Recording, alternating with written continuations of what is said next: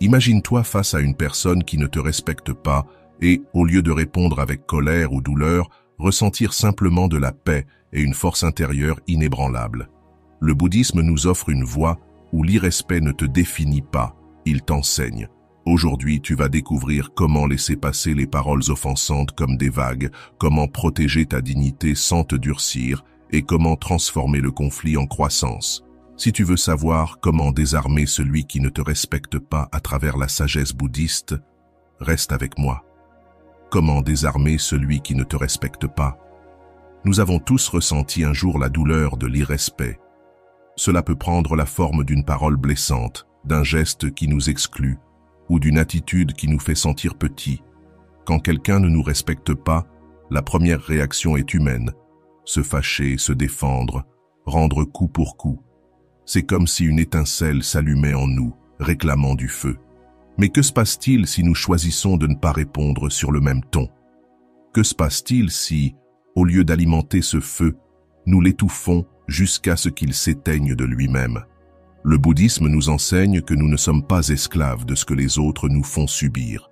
Nous possédons un espace intérieur de liberté que personne ne peut toucher, à condition d'apprendre à le cultiver. La véritable force ne réside pas dans celui qui crie le plus fort, mais dans celui qui choisit de ne pas se laisser emporter par la tempête de l'autre. Celui qui sait garder sa paix au cœur du chaos a déjà remporté une victoire bien plus grande que n'importe quelle dispute. Imagine qu'on te lance un insulté comme une pierre. La plupart du temps, nous la ramassons et nous la renvoyons. C'est ce que l'on nous a appris, se défendre, attaquer, ne pas paraître faible. Mais il existe une autre voie, décider de ne pas ramasser cette pierre, la laisser au sol et continuer ton chemin. Ce choix ne fait pas de toi une personne faible. Au contraire, il prouve que tu gardes le contrôle de ton intérieur. Désarmer celui qui ne te respecte pas ne signifie pas l'humilier ou lui prouver que tu as plus de raison que lui. Cela signifie rompre la chaîne d'agression qui se nourrit de la réplique et qui peut durer toute une vie si on l'entretient. Une mauvaise parole entraîne une autre. Un mépris peut se transformer en vengeance et ce qui n'était au départ qu'un petit froissement devient un mur qui nous sépare. Désarmer, c'est refuser de participer à ce jeu. C'est montrer qu'il existe une autre manière de se relier aux autres, une manière qui ne passe ni par les cris, ni par le mépris. Beaucoup pensent que si tu ne réponds pas à l'irrespect, tu paraîtras faible ou naïf. Mais la vérité est que la vraie force ne se mesure pas à ta capacité de rendre un coup, mais à ta capacité d'empêcher ce coup d'atteindre ton cœur. Le respect véritable commence par toi-même. Quand tu te respectes profondément, tu n'as pas besoin que chaque mot des autres confirme ta valeur. La clé est de comprendre que celui qui t'insulte ne parle pas de toi, mais de lui, de ses peurs, de sa frustration, de son manque de paix intérieure. Ces paroles ne changent pas ton essence, ne détruisent pas ta dignité et ne touchent pas ce que tu es vraiment. Elles ne peuvent t'affecter que si tu leur donnes ce pouvoir. Avant de continuer, si tu n'es pas encore abonné à ma chaîne YouTube, je t'invite à le faire dès maintenant. En t'abonnant, tu seras informé de toutes mes nouvelles vidéos, ce qui te permettra de ne rien manquer de contenu précieux. Le secret est là. Le pouvoir de transformer la situation est en toi, pas en l'autre. Pense à cet exemple. Si quelqu'un t'offre un cadeau et que tu refuses de l'accepter, à qui appartient-il encore? Il reste à celui qui voulait te le donner. Il en est de même avec les insultes et le mépris. Si tu ne les acceptes pas, ils restent à l'autre et ne t'atteignent pas. Apprendre à vivre ainsi n'est pas facile, mais c'est possible, et cela change une vie entière. Ce chemin ne consiste pas à tout supporter en silence, ni à se résigner à vivre dans le mépris. Il ne s'agit pas non plus de justifier des abus. Désarmer celui qui ne te respecte pas, c'est aussi savoir poser des limites. Mais des limites qui ne naissent pas de la haine ou de la colère, mais de la clarté et de la force intérieure. Aujourd'hui, retiens ceci. Quand quelqu'un ne te respecte pas, il ne révèle pas ce que tu vaux, mais ce qui lui manque. Si tu arrives à te le rappeler, à garder ton calme et ta dignité face à l'attaque, alors tu as déjà franchi le premier pas. Désarmer sans armes, vaincre sans combattre, transformer le conflit en une opportunité de paix. Et durant un instant, nous croyons avoir gagné. Mais cette victoire apparente cache un venin à l'intérieur. Car en agissant avec colère, même si nous nous sentons plus forts, en réalité, nous avons laissé l'autre nous entraîner à son niveau d'agression. Nous avons permis qu'il dirige nos actes. Le chemin de la non-vengeance propose quelque chose de beaucoup plus profond. Ne pas laisser le venin de l'autre devenir notre venin. Ne pas répondre avec la même énergie, mais avec une force différente, plus haute, plus claire. Cette force est celle qui désarme. Non pas parce qu'elle détruit l'autre, mais parce qu'elle brise la logique même de l'affrontement. Quand quelqu'un attend ta réaction violente et qu'il ne la reçoit pas, il se retrouve sans arme. C'est comme donner un coup de poing dans le vide. Une ancienne sagesse l'explique avec une image simple. Si tu allumes une torche pour brûler ton ennemi, au final c'est toi qui la portes.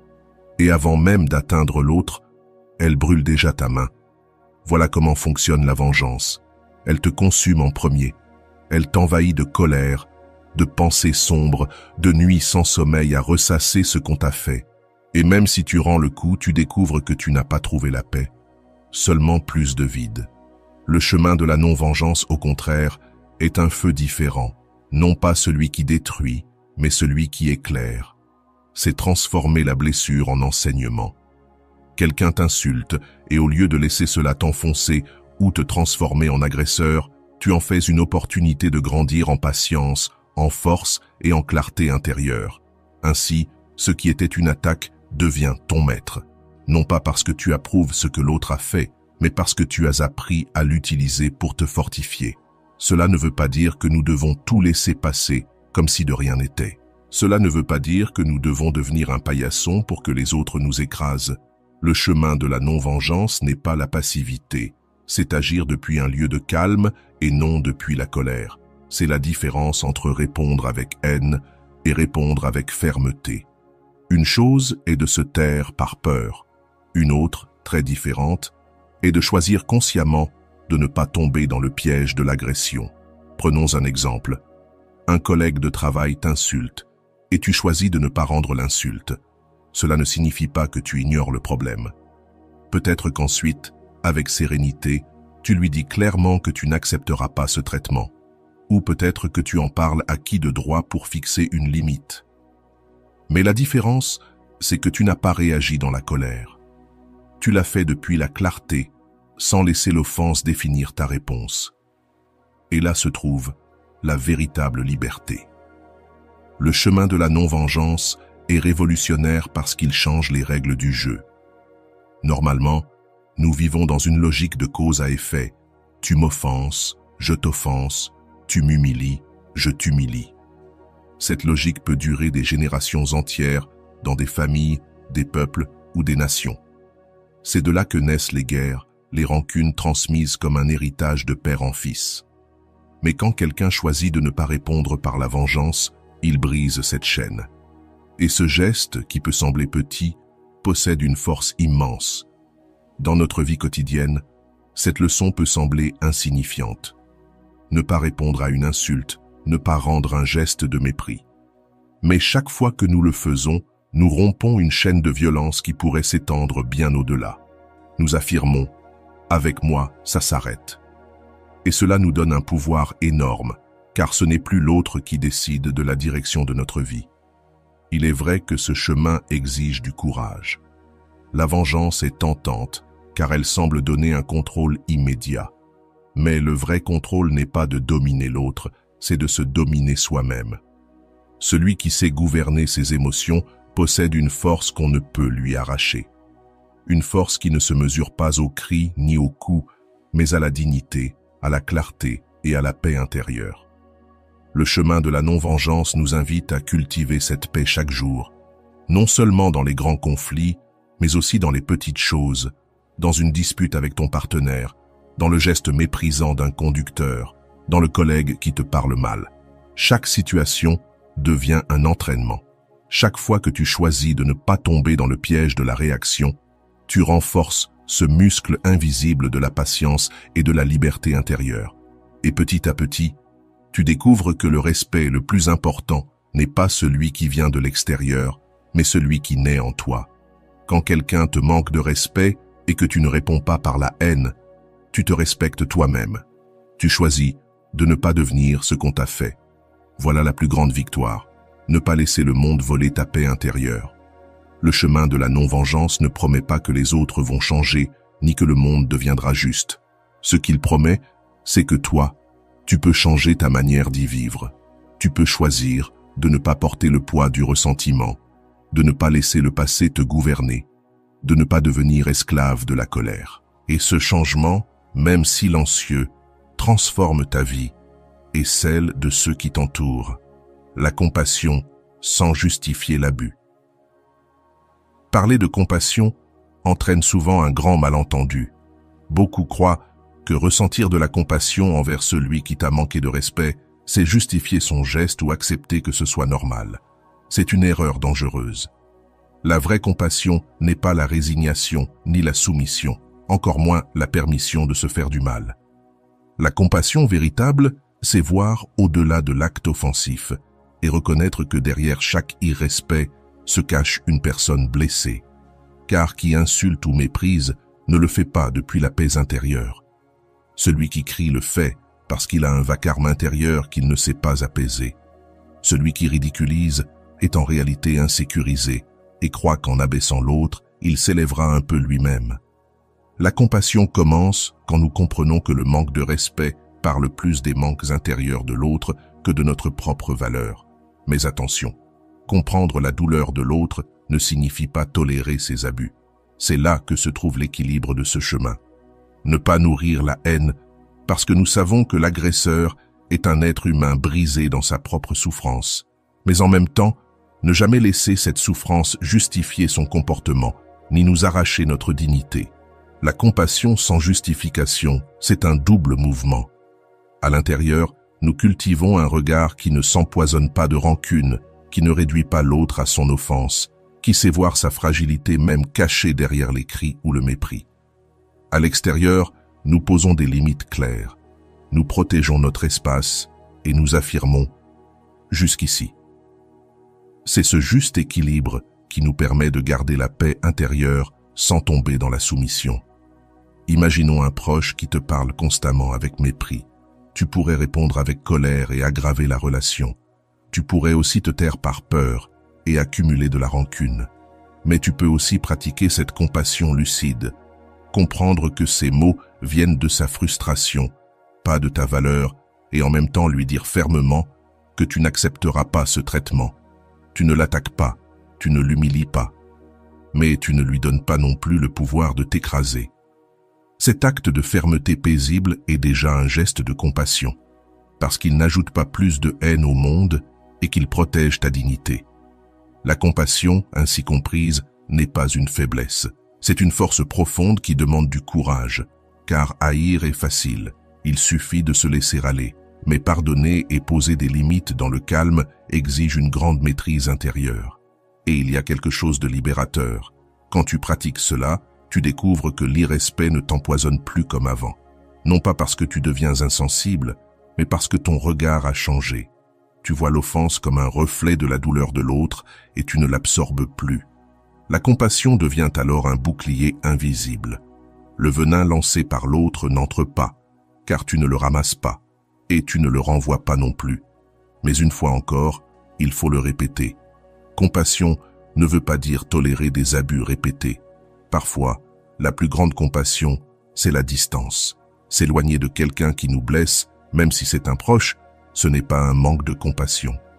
C'est reconnaître que nous ne pouvons pas changer l'autre et que le plus sain est de ne pas continuer à nourrir une relation toxique.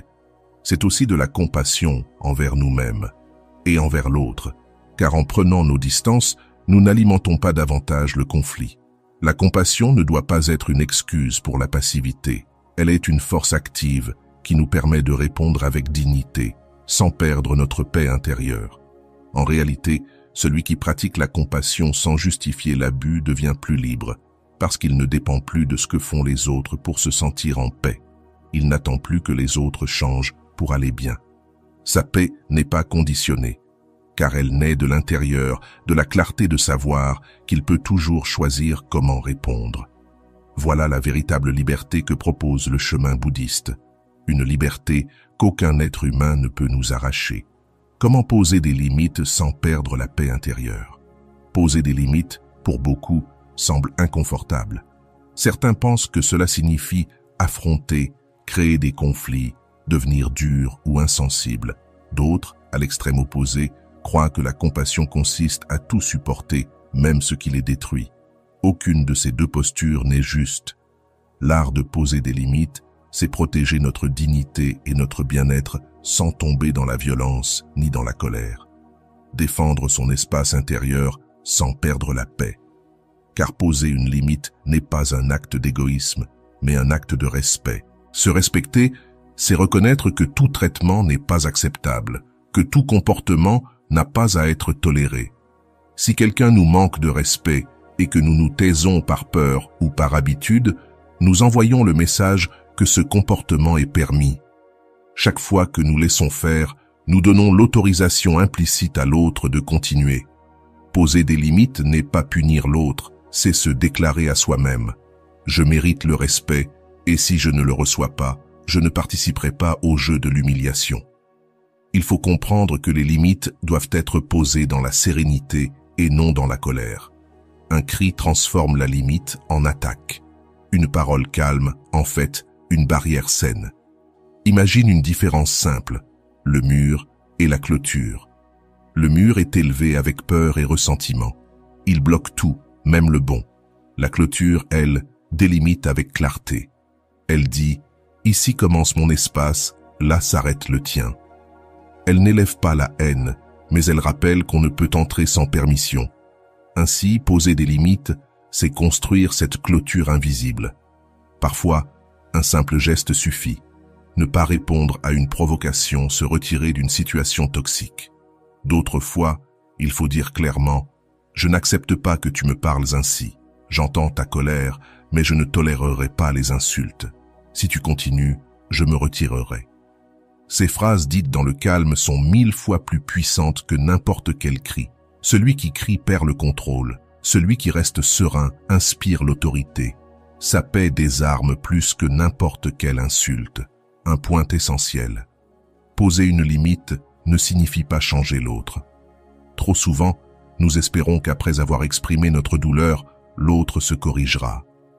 Mais le vrai pouvoir du non ne réside pas dans ce qu'il provoque à l'extérieur, mais dans ce qu'il affirme en nous. Chaque limite est un acte d'autoprotection. Parfois, il suffit d'ignorer une remarque malveillante. D'autres fois, il faut parler avec fermeté. Et dans les cas extrêmes, il faut s'éloigner, couper le contact, protéger son intégrité. Mais toujours, le faire depuis la clarté, jamais depuis la haine. Poser des limites transforme. Non seulement la manière dont les autres nous traitent change, mais aussi la manière dont nous nous traitons nous-mêmes.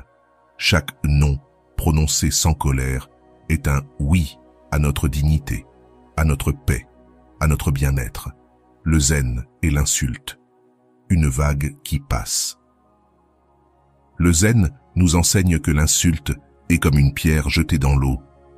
Elle provoque un choc, puis des ondes qui se propagent en pensées répétées, en émotions qui s'agitent. Mais comme les vagues, elle ne dure pas. L'insulte se dissout si nous ne l'alimentons pas. Le piège, c'est de s'y accrocher. On répète l'insulte dans notre tête, on la ramène chez soi, on l'emmène au travail, au lit. Un mot devient alors une ombre qui pèse des années. Mais ce n'est pas l'insulte qui nous a emprisonnés. C'est nous qui l'avons gardée. Le zen propose un autre chemin. Observer l'insulte comme une vague. Elle arrive, frappe, puis repart. Nous n'essayons pas de l'arrêter. Nous ne lui donnons pas plus de poids qu'elle n'en a. Si nous la laissons passer, elle perd toute force. Car en vérité, l'insulte appartient à celui qui la lance, pas à celui qui la reçoit. C'est comme un paquet rempli d'ordures. Tu peux l'accepter et t'en charger, ou le laisser retourner à l'expéditeur. Si tu ne l'acceptes pas, il ne t'affecte pas. Cela ne veut pas dire être froid ou insensible. Cela veut dire vivre avec légèreté, sans se charger inutilement. Si chaque vague restait figée dans la mer, l'océan s'effondrerait. Mais il reste libre parce qu'il laisse passer. Nous devons apprendre la même légèreté. Et rappelle-toi, celui qui insulte révèle davantage son état intérieur que le tien. Une personne en paix n'a pas besoin d'agresser. Une personne heureuse ne cherche pas à détruire. L'insulte est le reflet de sa turbulence, pas de ta valeur. C'est cela, la liberté intérieure. Apprendre à poser des limites claires, à laisser passer les insultes et à ne plus donner aux autres le pouvoir de définir notre paix. Il ne suffit pas de dire « cela ne m'affecte pas ». Il faut cultiver la capacité d'observer, de respirer et de lâcher prise. Chaque fois que quelqu'un nous offense, nous avons une opportunité de mettre cette pratique en action. Nous pouvons sentir le coup, reconnaître l'émotion qu'il provoque et ensuite, au lieu de tourner en boucle, choisir de le laisser partir comme une vague qui retourne à la mer. Prenons un exemple du quotidien. Tu marches dans la rue et un inconnu t'insulte. Deux options s'offrent à toi. Garder ce fardeau toute la journée ou le lâcher sur le champ. Si tu choisis la première, l'insulte d'un étranger qui ne sait absolument rien de toi marquera ton humeur pendant des heures. Si tu choisis la seconde, tu reconnais que ces paroles sont nées de son propre mal-être et tu décides de ne pas les porter. La différence entre ces deux choix est énorme. Et pourtant, les deux ne dépendent que de toi. Avec le temps, cette habitude transforme ta vie entière. Tu comprends que tu n'as pas besoin de te défendre de chaque mot, que tout ne mérite pas une réponse et que ta dignité ne dépend pas de ce que disent les autres. Tu découvres que la véritable force n'est pas dans la réplique, mais dans le fait de ne pas laisser l'insulte entrer en toi. De la même manière que la mer ne cesse pas d'être la mer parce qu'une vague frappe sa surface, tu ne cesses pas d'être toi parce que quelqu'un dit quelque chose de désagréable. L'enseignement du zen est clair. Une insulte n'est qu'un bruit passager. Ce qui la rend permanente, c'est uniquement notre décision de nous y accrocher. Quand tu apprends à la voir comme une simple vague qui passe, tu gagnes en légèreté, en liberté et en paix. Peu à peu, tu découvres que personne ne peut t'enlever cette paix si toi, tu ne la leur donnes pas. Réflexion. Nous avons parcouru ensemble un voyage profond. Nous avons parlé de ce que l'on ressent face au manque de respect, de cette réaction instinctive qui nous emporte, du pouvoir de choisir, de ne pas se venger, de la compassion qui n'excuse pas l'abus, de l'art de poser des limites dans le calme, et de la manière de voir l'insulte comme une simple vague qui passe. Chaque étape a révélé une pièce d'un même chemin, le chemin de la liberté intérieure face au manque de respect. Et maintenant, il est temps de résumer tout cela en une seule idée puissante. Quand quelqu'un te manque de respect, ce qui est vraiment en jeu, ce n'est pas ton image, ni ton prestige, ni ce que les autres pensent de toi. Ce qui est en jeu, c'est ta paix intérieure. Et cette paix ne dépend pas de ce que les autres disent ou font, mais de ta capacité à ne pas te laisser entraîner dans leur tempête. Pense-y ainsi. Le manque de respect est comme un poison.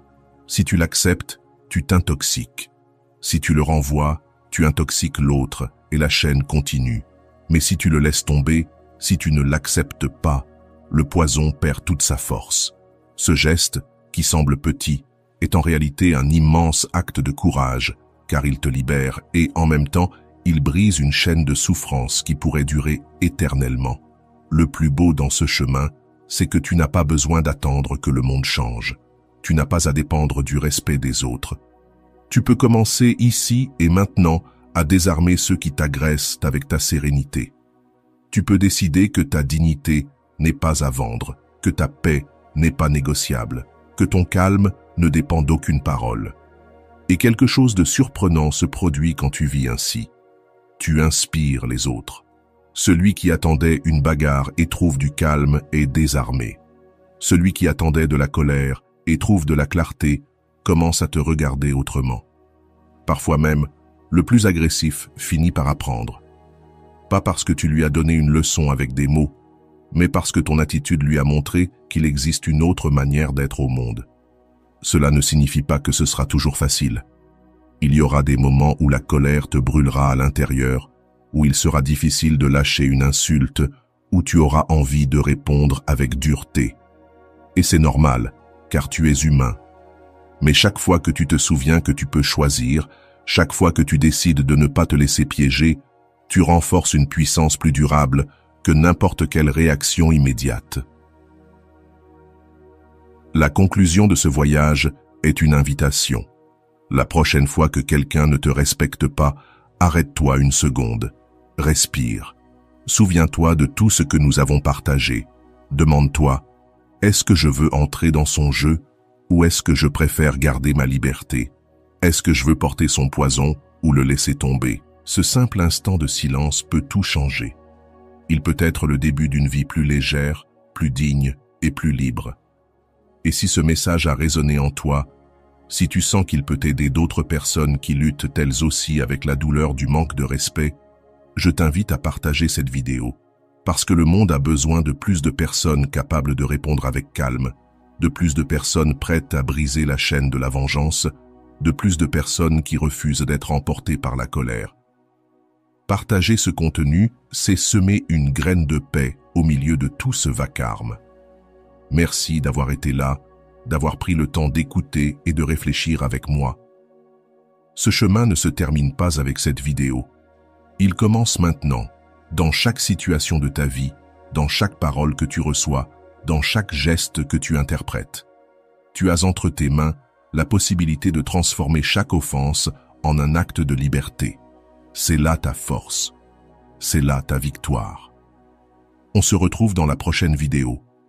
Prends soin de ta paix, prends soin de ta dignité et rappelle-toi toujours, personne ne peut t'enlever ta liberté intérieure si tu ne la leur donnes pas.